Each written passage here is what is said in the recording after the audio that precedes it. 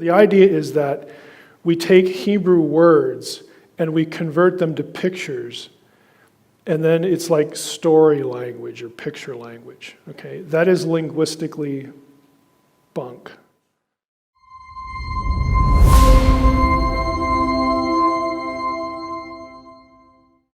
This is an idea I came across from somebody who was also a PhD and who knew Hebrew, and it was the word Bereshit in the ancient version of it was a pictorial form. Are you familiar with that idea that the Bereshit, the symbols have some sort of meaning associated with that word? Are you referring to the idea that that Paleo Hebrew letters, the pictographic? Yeah.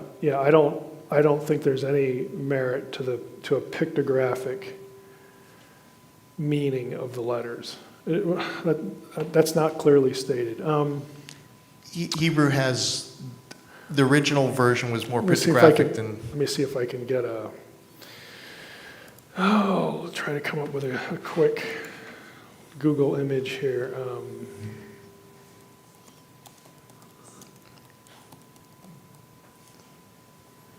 Pictographic chart, let's go that way. This one here. That's a little blurred. I wish it was smaller. Let me go back here.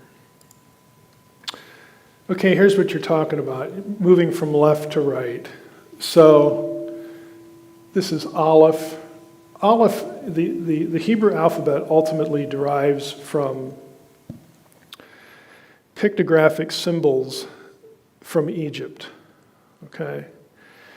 So this is a cow or a bull's head with the two horns, and then that's your original symbol for it, and then it turns, and so on and so forth. There's an evolution to certain letters. So the idea is that we take Hebrew words and we convert them to pictures, and then it's like story language or picture language. Okay, that is linguistically bunk.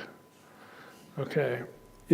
See, the problem is you can, if you're creative enough, you can do this for certain words. Try it on a paragraph. Seriously, try it on a paragraph, a full paragraph.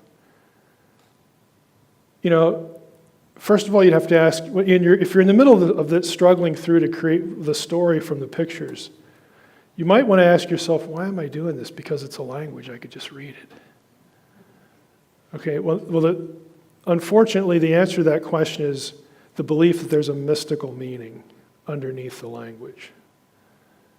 Okay, languages don't work this way. Okay, the alphabet, was the amazing achievement that it was, because it allows you to form words to capture thoughts and preserve them for time so that you don't need pictures. It's precisely the opposite.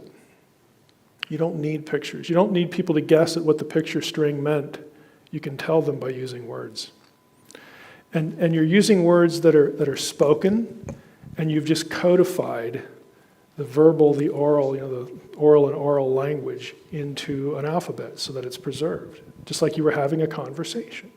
You don't need the pictures if you can have the conversation. So, but it's a common idea. So if there's anything out there, based on that, I'm not your guy. I'm not going to buy it.